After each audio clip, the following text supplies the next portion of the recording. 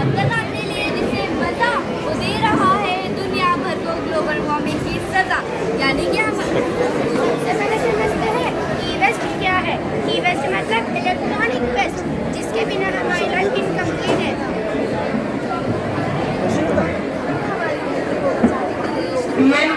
हमारा mission E waste management. आजकल India का हर बच्चा स्कूल जाता है और यही बच्चों को हमने अपनी ताकत बनाई है।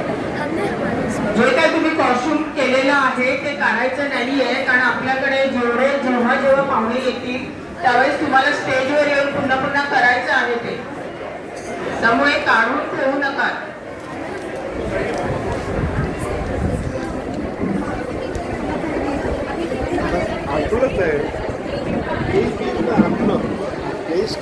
सब